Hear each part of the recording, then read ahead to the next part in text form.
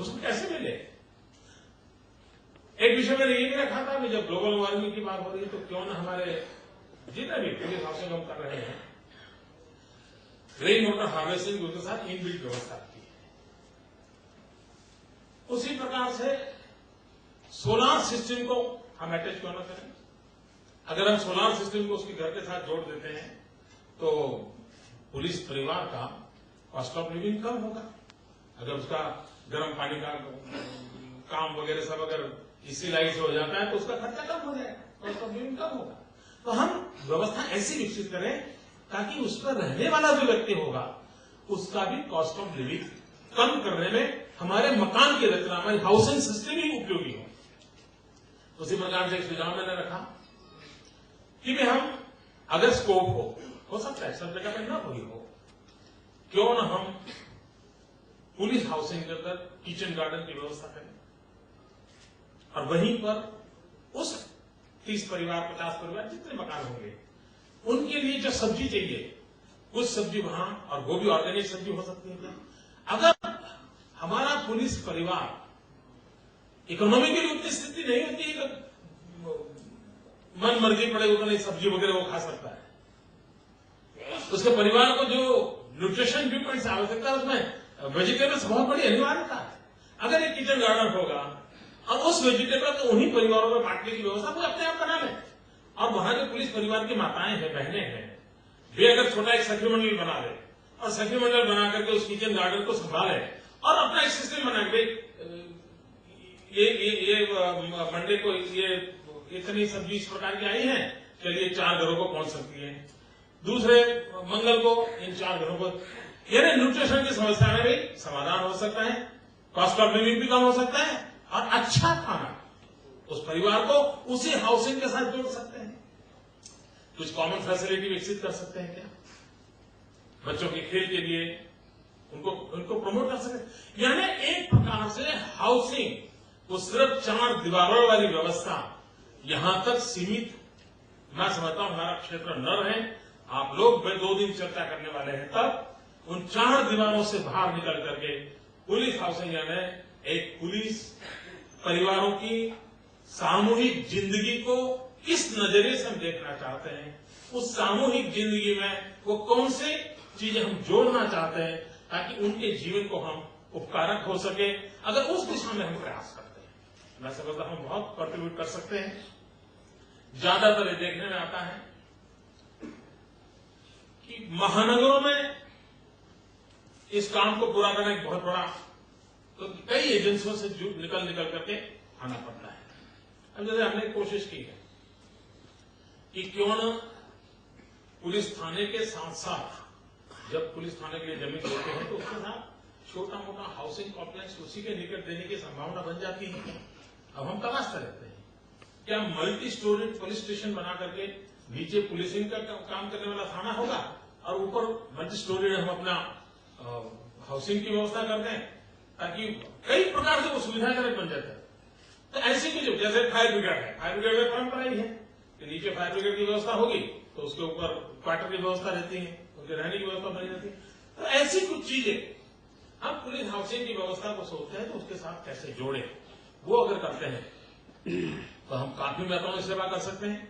गुजरात ने इन दिनों में कई और इनिशिएटिव भी लिए हैं, देश भर के पुलिस के मित्र आए हैं, तो हो सकता है कि वो बातें उनके राज्य में ले जाने के लिए काम आ सकती है। वैसे वो राष्ट्रीय स्तर पर जब उनको किसी मीटिंग में जाने का अवसर मिलता होगा तो जरूर इन विषयों पर वो बातचीत करते होंगे।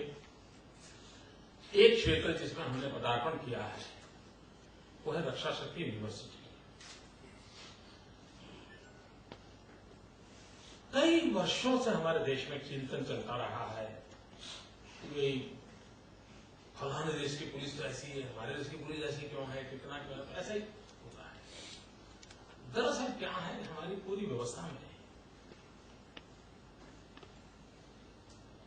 जॉब इस सेंटर में है, ह्यूमन रिसोर्स सेंटर में नहीं है। थोड़ा शिफ्ट करके ह्यूमन रिसोर्स और उसके लिए ये अगर हम थोड़ा एम्फेसिस बदल दें तो हम सारी स्थितियों को बदल सकते हैं। और उस एक छोटे से विचार में हमने गुजरात में रक्षा शक्ति यूनिवर्सिटी को फाइनल किया। पहले क्या होता था, कोई नौजवान जॉब की तलाश में है, सुबह अप्लाई करता है कहीं ड्राइवर की नौकरी के लिए, फिर पता चलता है कि वहां प्यून की जगह है तो वहां अप्लाई कर देता है, फिर शाम को पता चलता है कि नहीं वो उनको सेल्समैन की जरूरत है तो वहां अप्लाई कर देता है, इतने में पता चलता है पुलिस की भर्ती होने वाली तो वहां अप्लाई कर देता है।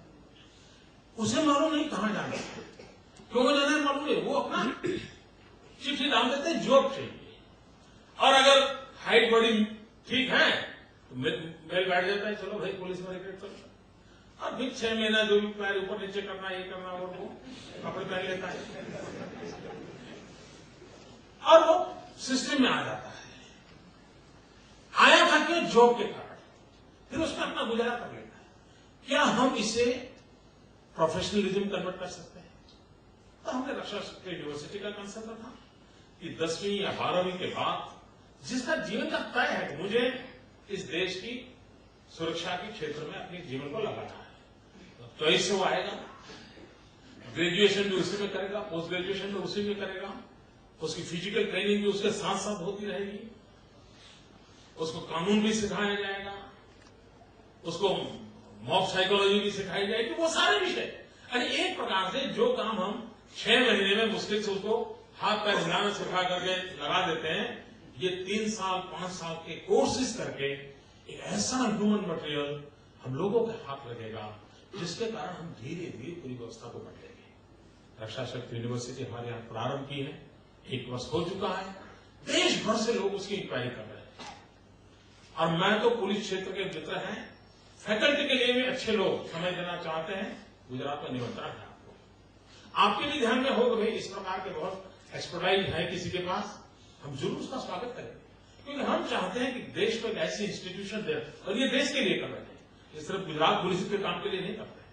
हम एक ऐसी इंस्टीट्यूशन खड़ा करना चाहते हैं कि जिससे लोग, और उनका कैंपस इंटरव्यू होंगे, उनको कैंपस से लोग ले जाएंगे भाई, गुजरात की रक्षा यूनिवर्सिटी से अगर हमको कांस्टेबल में भी ये लड़के मिलते हैं तो हमें चाहिए, हम ले जाएंगे, हम इतना तनख्वाह देने को तैयार है लेकिन ले जाएंगे, ये होने वाला है।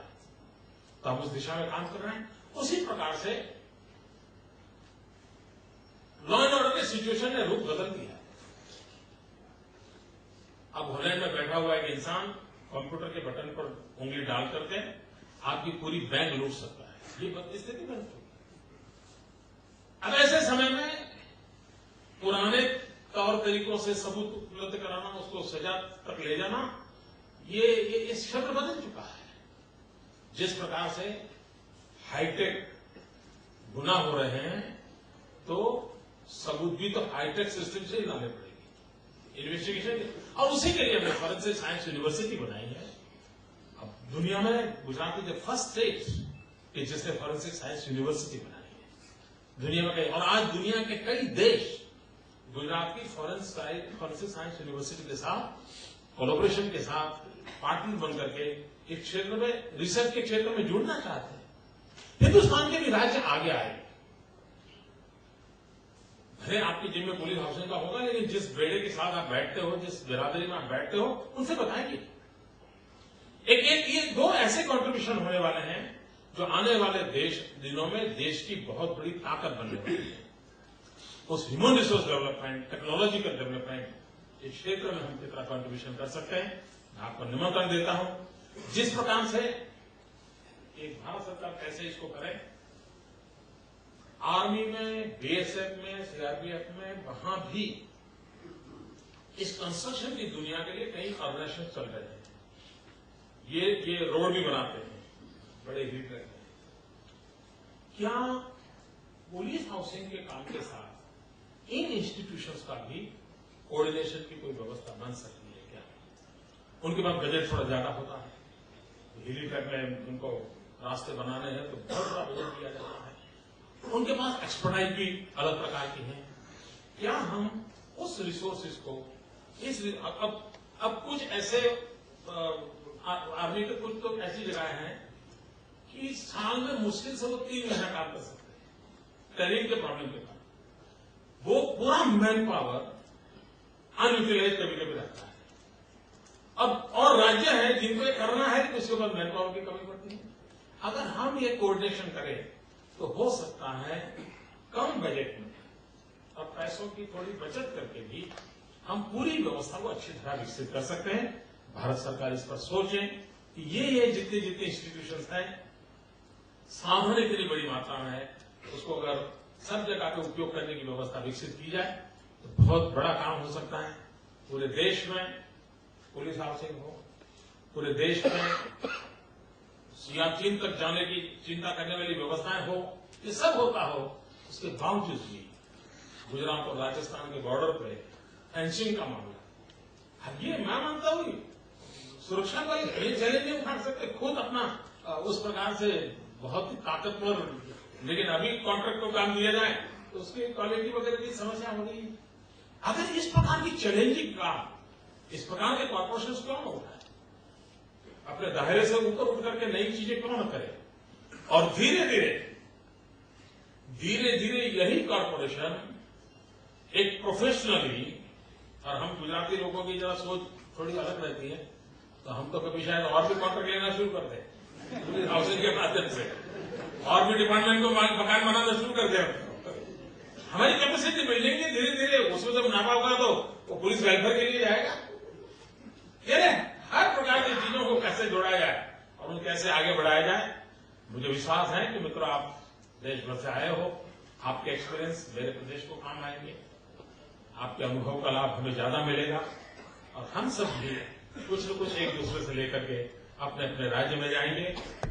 हमारे साथी पुलिस मित्रों की जिंदगी बहुत अच्छी जाए, उसमें हम भी कुछ कंट्रीब्यूट करेंगे, और इसमें गुजरात की स्वर्णिम जयंती वर्ष का कंट्रीब्यूशन होगा, इसकी मुझे बहुत खुशी होगी। आप लोग तनाव, यहां आपको भाई तुरंत सूचना नहीं आने वाली है कि भाई वहां ऐसी घटना घटी है, दौड़ना है आपको, आराम से 2 दिन रह सकते हैं, और ऐसे मौके पुलिस वालों को बहुत कम मिलते हैं। लेकिन हर पल उनको ये तो रहता है यार कहीं ड्यूटी आ गई तो भागना पड़ेगा, तो पैसा ही ऐसा है, व्यवसाय ही ऐसा है कि उस प्रोफेशन में आता है। लेकिन हम कोशिश करेंगे हमारे सारे मित्र कि कम से कम जितना समय आप रहें बिल्कुल निश्चिंत, चैन और आनंद के साथ रहें। इसी शुभकामनाओं के साथ बहुत बहुत धन्यवाद।